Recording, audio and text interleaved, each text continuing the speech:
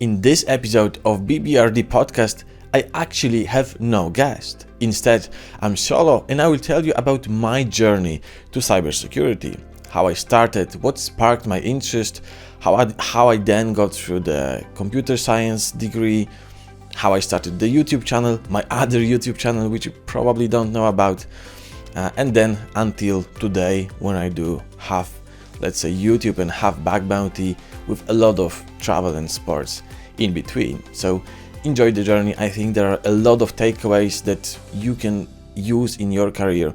So I hope you will find it either entertaining or useful. Enjoy. As a teenager, I already knew that I want to be a programmer. I want to work in IT.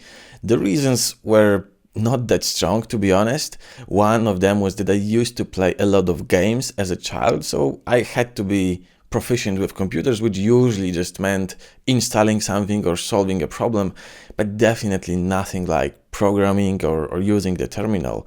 And the other reason was, of course, I knew that programmers make a lot of money, so I wanted to do this, but I wasn't particularly interested in this. I didn't do a lot by myself to fulfill this interest. Like a lot of hacker stories that I'm hearing is, someone was hacking PlayStation at the age of 12 or creating cheating to Counter-Strike or to other games.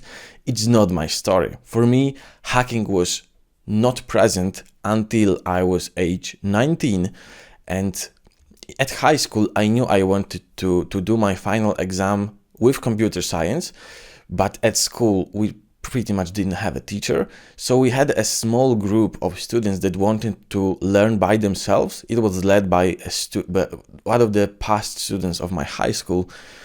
And as this group, with one of the teachers, we went to Warsaw to a conference called Warsaw Computer Science Days, or Warszawskie Dni Informatyki in Polish. And then there was a presentation by General Coldwind about CTFs, and this is actually the moment where my cybersecurity interest started. So it was quite late for standards of a lot of cybersecurity people that we know. And then I started to be interested in CTFs. I started playing Pico CTF. It was my first CTF.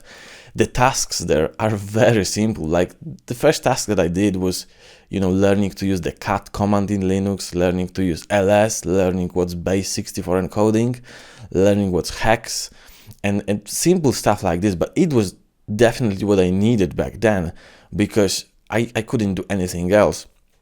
And I remember that in the beginning, I wasn't interested in doing the web stuff for some reason. I don't know why. And then somehow I did still transition to web. After starting to be more interested in CTFs, I started to learn web security. And then between the university and the high school, the final exams are in May in Poland. So we have like 4 months, maybe 4.5 months of holidays, pretty much the longest holiday of your life usually. And then I was selling strawberries, and it was a season where strawberries were quite expensive, so not a lot of people were buying them. So I would just sit for like 10 hours, not doing much for most of the time because there wasn't much traffic. And I remember I was reading the Web Application Hacker's Handbook when I was there, and I intended to do these tasks practically after my work. I remember there was a page on Bugcrowd about how to start Bug Bounty, and I remember that on this, I think it was a forum post, I don't remember when it was, but I remember that I visited this resource very often, and one of the books recommended was the Web Application Hacker's Handbook. And I remember I struggled to do the practical stuff because after 10 hours of doing nothing exposed to sun, it was challenging enough that after this time, I was just pumped out. I didn't want to do anything apart from playing football, but I didn't want to do anything in front of my computer. And I remember I started waking up before. I would start work at 8, I think, or 7. So I would wake up at 5. For 2 hours, I would do the the practical tasks using with topics that I learned the previous day. I used the RootMe platform. I don't know if it's still live or not. And then during my job, I would read an ebook with web application Hacker's Handbook. I remember I did it on a bad ebook reader, which couldn't, it was a PDF format, which couldn't show the images well. So every time in my ebook there was an image, I had to pull out my phone and on my phone I had to check the image on the same page, and I did most of the reading via the ebook reader. And with this I learned something throughout those 4 months, and I knew I just want to become a pentester or a bug bounty hunter, but I felt that first I would have to become a programmer. And I went to university, and I think my strategy at the university was quite well, because I was at the computer science. There was no cybersecurity back then at this university, and I was doing as little as possible at the university to have as much time as possible to learn web security, because I had to learn all web security by myself. There was no web security at the university. And I think the strategy of doing as little as possible for the university worked quite well for me. It was actually a tip I learned from another vlogger, another YouTuber actually, that I saw at that conference that we went for high school. It was Maciek Anisarowicz. It's in Polish, so not relevant for most of you, unfortunately. And he had videos about becoming a programmer, basically. So I had to sort of modify them to be relevant for cybersecurity, but I did this strategy and it worked quite well. I also did the CTF research group, or how extracurricular activities are called at the university, because during the holidays I was researching, is anything happening about CTFs in Krakow or at the university, and I saw that there is a research group, or the extracurricular group about CTFs on my university, led by a guy called Disconnected. And I was quite worried, because I saw it did happen the previous year, but I saw nothing posted about the year I was about to attend to. So I remember I just texted him on whatever communicator, and I felt he's not going to do this, to lead this activity and more. But eventually he did, and it then became the key to my career, because one, I learned a lot during this time. So I was learning in my free time, and I was attending this group, and it was key because later, after the first year, he referred me to a company, and it's also the first time that I started looking at connections a bit differently, because before I looked at connections, at the word connections, as something negative. If someone would tell me they got a job through connections, I would just understand they have the uncle at the company, and the uncle hired them despite them not having enough technical skills. But this part with me attending some extracurricular activity and being active there, and showing that I do want to learn, it enabled the connections in a positive way, because Dominic referred me to a friend working at the company, and eventually I got hired there after the first year of university as a pentester, and it was a huge achievement for me, because I didn't even hope to start my career as a pentester. I really dreamt of being pentester, but I thought that I will need a few years working as a programmer, maybe 1 or 2 years, and only then I could maybe get a job as a pentester. And even I remember driving for the interview, I did really have the attitude of, I'm going there to see how the interview looks like, because I've never been to an interview, but 100% they will not give me this job. But they did, and I was hugely relieved and very happy. Working as a pentester in some sense, surprised me at how easy it was to find vulnerabilities. Of course, I did learn a lot because it was my first job, so I obviously did. But it surprised me in the sense that during my first year, before I started working, I did, try some bug bounty websites, because bug bounty was always very appealing to me. First, it's the independence part was always something that I felt attracted to, and also the economic factors, because I live in Poland. It's not a country with high living costs, so if you earn in dollars, basically in something that's not scaled to your country, then you can live on a really good level. For these reasons, bug bounty was very appealing to me. So I did, open some public bug bounty programs. I did even try some vulnerabilities on websites without bug bounty programs, and obviously nothing worked. I only remember one XSS that popped on a shopping website without the bug bounty program. But I imagined that the bugs you are finding in real life are not bugs that I was learning in the Web Application Hacker's Handbook. But when you're doing pen testing, you are very often the first person to test a website. So it was quite natural that I was finding many vulnerabilities there. Of course, I had to learn a lot. I had to learn writing reports. I had to learn working with developers, and I had to learn a lot. But the part of finding vulnerabilities surprised me that a lot of vulnerabilities in the reports were the simple versions, like literally the copy paste from OWASP Top 10 or from any other book. So in this sense, it did surprise me, but I was very happy. It was very, very satisfying to find all those vulnerabilities. But I was still, thinking and always reading about bug bounties. I remember at this time I had a very tight schedule with everything.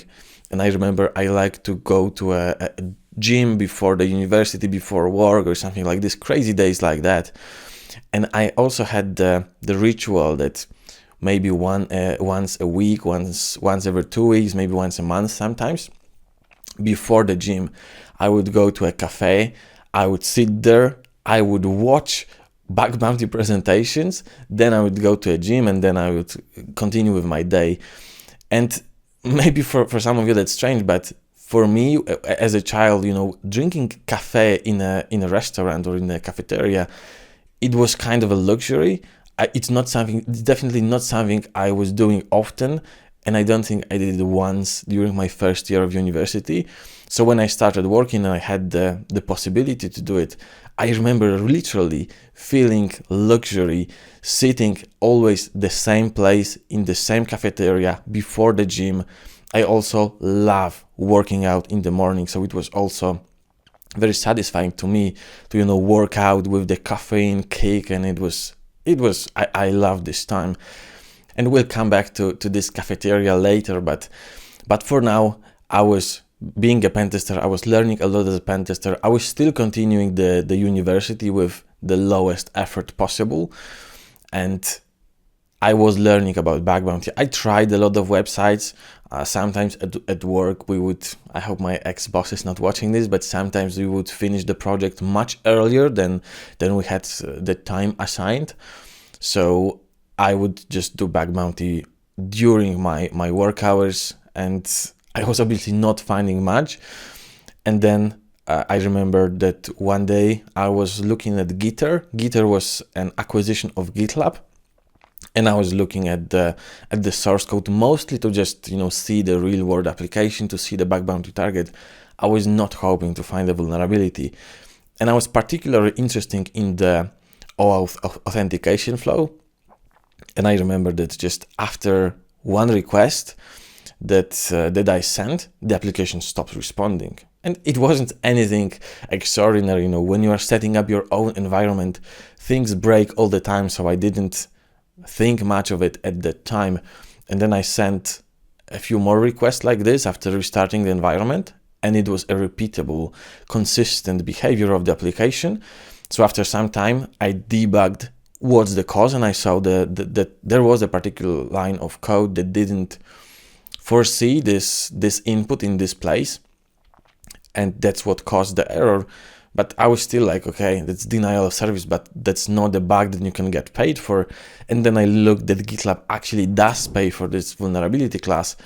So I remember, submitting this report, still not believing I will get anything, because it was just sounding very, very surreal. But they did pay me out. The video about this bug in detail is on my channel. They did pay me out $1,000, and I felt incredible at this time, especially that, I was checking the notifications all the time, reading all the emails, even you probably also remember this if you've ever submitted your first bug. Even when your bug is triaged, you are still thinking about scenarios. How can they still not pay you for this bug? Because it just feels surreal that you can get paid. But I did get paid, and it felt incredible.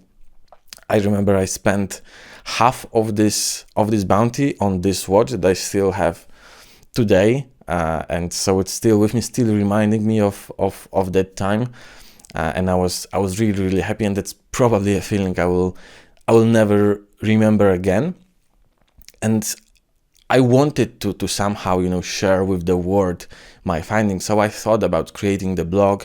I also knew that creating the personal brand is something good. It can help you get a better job, for example. It creates the personal brand, then you have infinite possibilities. But I knew that a lot of people that write blog posts, they only write those blog posts a few times a year, because they usually, even for me, bugs I was finding was during pen tests, so I could not talk about them.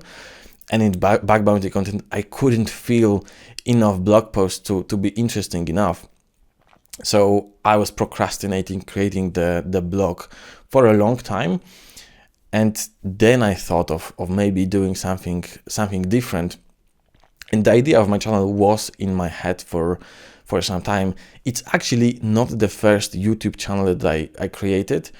The previous one I was creating when I was about 14 and 15 and 16 years old, or maybe 13 to 15. It was in Polish, and it was about tutorials for the game Battlefield, mostly Battlefield 3, Battlefield 4, and then some other FPSs as well. And it was quite big. It's not that I created the YouTube channel with 2 videos. I was creating it with a friend, and it's still public. It has like 5,000 subscribers.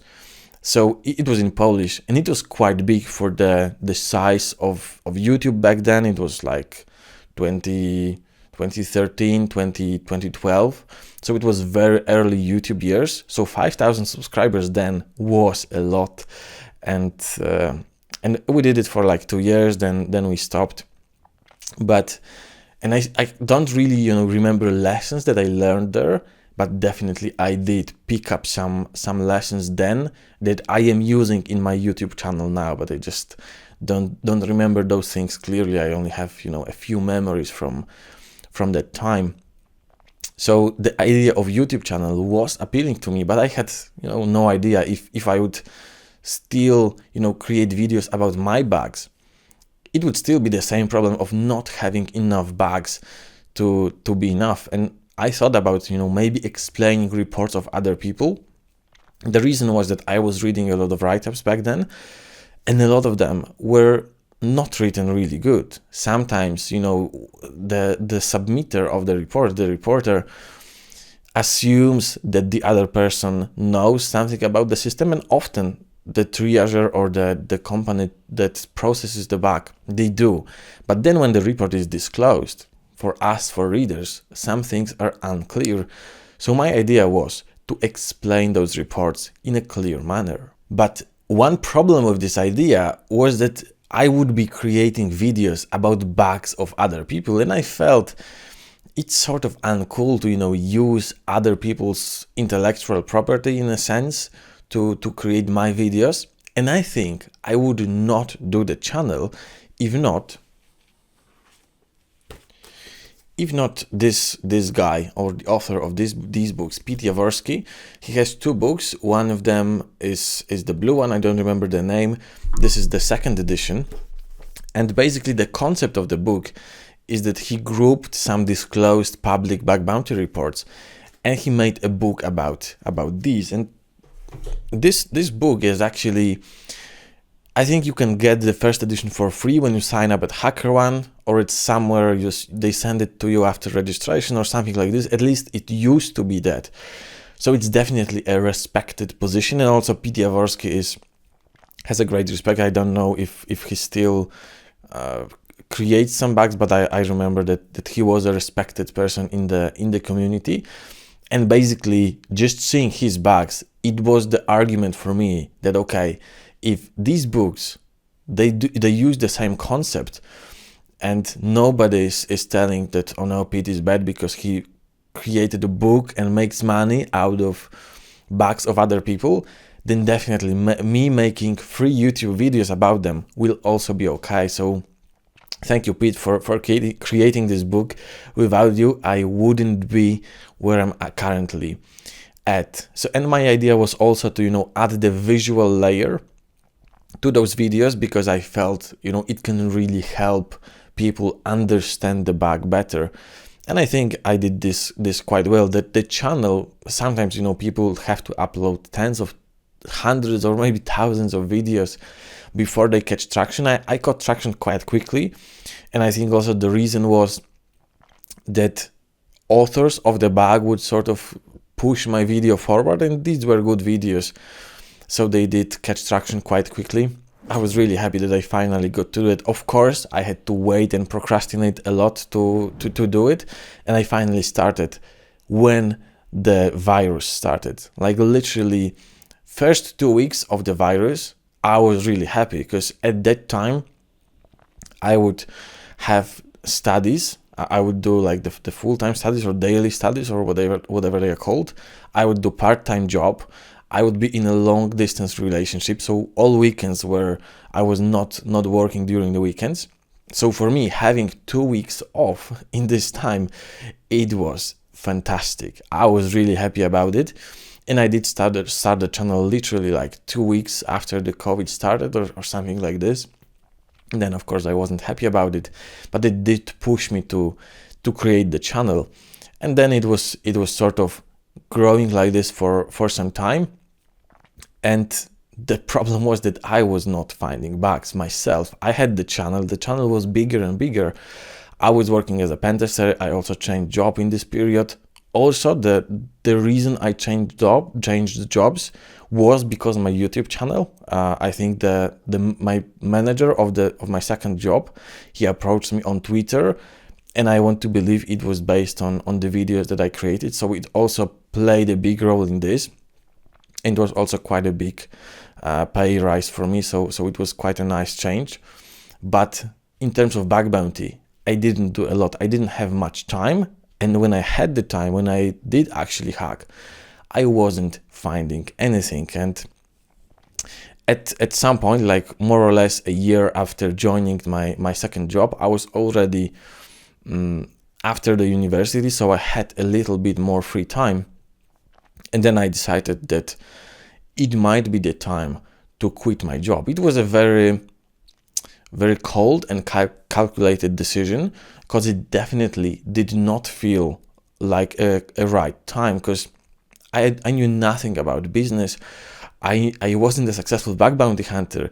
So why would I quit my job, to live out of these two things I know nothing about? And the origin of this story actually begins when the people from my first company, there we used to also during work hours to conduct some trainings for developers.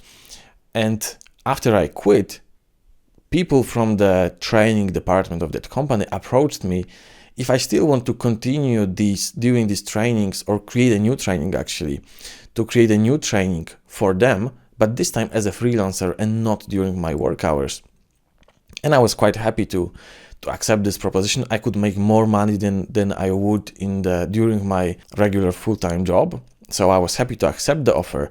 And for this, I had to create the solopreneurship sort of company in Poland. I had to, of course, pay taxes from it. I had to pay the insurance and everything. And I didn't plan on doing anything more about it. At that time, I only created it for the purpose of conducting these trainings and maybe some YouTube collaborations, but I wasn't thinking much about it. But actually, this creating the solopreneurship did spark the business interest in me. And I started learning more about business. I was more interested about marketing. I was more interested about different products. And I didn't foresee this coming at all. But then I had the idea to, maybe also create something to monetize the channel, because then I also created the way to support the channel voluntarily. It was Buy Me a Coffee website, and it was literally like 2 or 3 people sending me a coffee after a few months. So I shut this down, and I knew that if I want to make money off of YouTube, I just need to create my own product. So I started thinking about it. And then also other friend approached me about creating a course about Python and security. The way it's also in Polish. The way it works is I create the course and he does the marketing, and he has the target audience and everything. And at this time, I had thoughts about my own product. I had the potential of creating the course, and I had the trainings I would conduct. But still, it didn't feel at all like the time to quit my job. But the thing was that I had about 1 year worth of savings in my account, and the analytical part of my brain would nudge me to, just quit your job. And if it doesn't work after 1 year, you can just come back and you probably can get a better job after 1 year of trying something else. So it definitely did not feel like the right time for me. Nobody of my friends would expect it. Nobody actually would try to convince me that it's a good move. People would either be surprised, maybe even sending me indirect signals that it's not a good time or it's not a good decision. But I would still do my own thing, because just the risk was not that big. The worst thing that could happen was that after a year I would just have to come back to employment, and it didn't seem like too much of a consequences to me. So I decided to just go for it, and I'm happy I did. And now I also, whenever making a decision, I'm thinking about the consequences, because if consequences are like this, if they are not that scary actually, because then at that time, feeling like failure, yes, it would be bad. But the one thing that helped me think about it from a better perspective was, what will I think about it in 5 years' time? And from the perspective of at this time, I would be scared, I would be afraid, I would be unsure, I would feel like failure. But then, what will a 30-year-old Greg think about this? Oh, he would think, oh yeah, when I was 25 years old, I decided to quit my job, and I spent a year trying to do bug bounty and to create content. It didn't work. So after 1 year, I came back to employment, but still throughout this 1 year, I learned a lot. It was probably what I was going to think about the worst case scenario after 5 years. And having a perspective like this really shifts my mindset. And it's also something that I use today. Whenever I'm scared, whenever something feels risky, I'm thinking, okay, what will I think about the worst case scenario in 5, in 10 years time? And very, very often it's actually nothing that scary. So it's definitely something that you can take away from this video, to just not be afraid of failing, but actually, think about what are the consequences, what will you think about them in a few years, and then very likely this decision will not be that scary. And as it often happens with these decisions, the worst case scenario doesn't actually happen. And so it didn't. As you see, I'm still here. To be honest, I don't know how, because now when I think about this decision, it seems extremely naive that I quit my job for bug bounty and for creating a business. Both things I knew nothing about. It shouldn't work. I think it shouldn't work. But I made it work, and I'm so happy to be here. Of course, for me, the growth, it was quite slow, because usually when people start a business, they are already capable in doing something. Like someone becomes a good bug hunter and then they decide to create channel, and extremely rarely, someone just comes, okay, I will be a bug hunter, I'm not now. And even worse or even better, I also had a paid product at this time. So I created a paid product about learning web security when I had literally one bug behind my belt, and I was open about it. I'm actually so proud of this, that I never had to, lie about my past or be unclear about my past. I always told people, I'm just learning, come learn with me if you want. If you don't want, don't buy my product. And I'm very happy that it worked this way. Of course, the first year and a half were quite slow in terms of the business. Then the business skyrocketed. In terms of my bug bounty journey, of course, details are in bounty vlogs. But my growth here, my development as a bug bounty hunter, is quite slow, and it's something that is sometimes annoying to me, because I know that if I would dedicate just to bug bounty hunting, it would be much better, but I'm not spending that much time on it. I do spend more time on the business side. I do spend more time not working, basically. And it's a very, very tough balance to find, because, on one hand, I would love, of course, I do these bounty vlogs every year. I'm sharing my results. And of course, would be nice for me to, for example, have the next year's bounty vlog where I would be in the 6-figure range or something like this, or basically to be happy with my performance as a bug bounty hunter.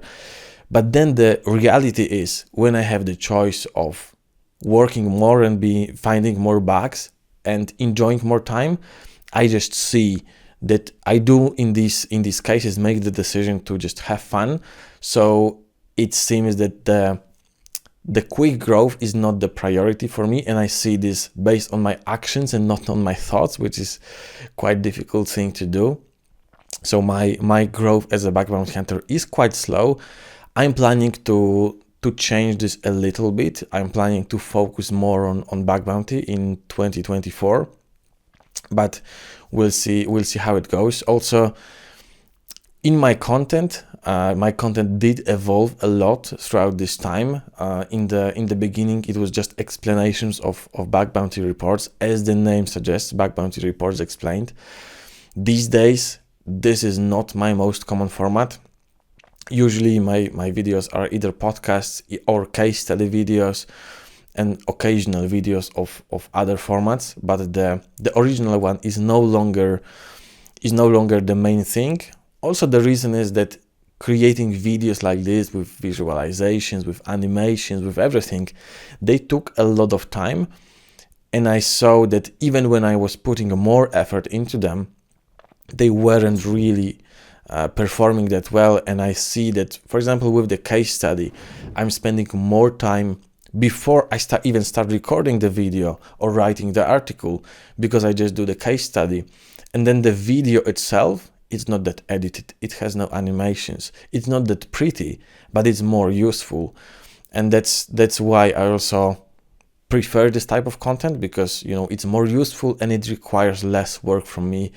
And the same goes with podcasts. Podcasts are great because I don't only see the report of somebody else, but I actually can ask them about things that I do want to ask them.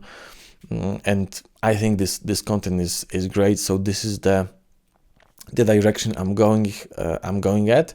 Also, one thing that I would like to have in my channel, but I really struggle to somehow make it work. I even talked about this with one of you who recognized me at the CCC conference that I came back literally 2 days ago. I'm recording this just after coming back.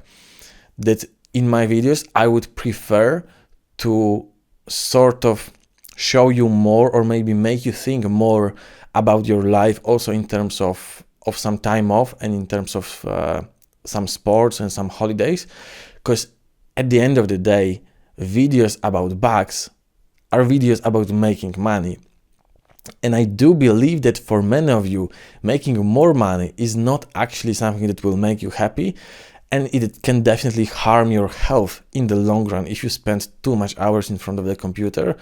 And I do live, I think, a well-balanced life with a lot of sports and a lot of travel, and I always have some urge to somehow, not really share it. I don't care about sharing it, but I would care to make you think about your life. That maybe, instead of spending more time in front of the computer with bug bounty, maybe you should go to the gym. Maybe you will be healthier for your old elderly lives, or even now, you will be healthier, you will be happier, you will have great relationships. You can also travel. I see also all my choices in my life, they did lead me to this place where I can work from anywhere on the world. And also my earnings do not depend on the country I'm working from and the time zone I'm in and everything. So I did in 2023, I did start sort of a digital nomad thing. I spent 2.5 months in Spain, in Canary Islands, and I absolutely loved it. And now when you are watching this, it's probably like January or February, because I'm recording this up front. I'm in Argentina, and I'm also living sort of a digital nomad life because I absolutely love the digital nomad community.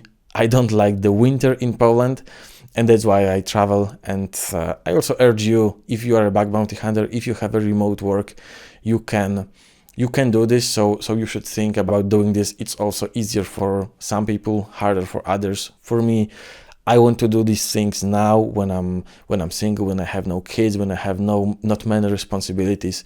This is the time to do it. And one last thing, I told you that I will come back to the cafeteria I talked about before. When I did go to the cafeteria, watch bug bounty presentations, and be really hyped and dream about the bug hunter lifestyle. And I kind of forgot about it for some time. But then I think like 1 year ago, when I was already living from YouTube and bug bounty, I came back to this cafeteria. I took the same thing I always take, the large black Americano and the muffin, which is absolutely delicious and very, very calorie rich as well, but absolutely delicious. I sat in my favorite couch in the same place I always did, and I realized that I'm now living the lifestyle that I used to dream about all the times that I would go to this cafe.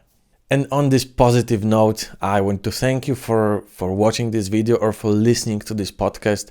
And I want to encourage you to make risky decisions, to not be afraid, to always have the long-term perspective and the worst case scenario, which is usually not that bad. And I encourage you to do sports, and I encourage you to travel.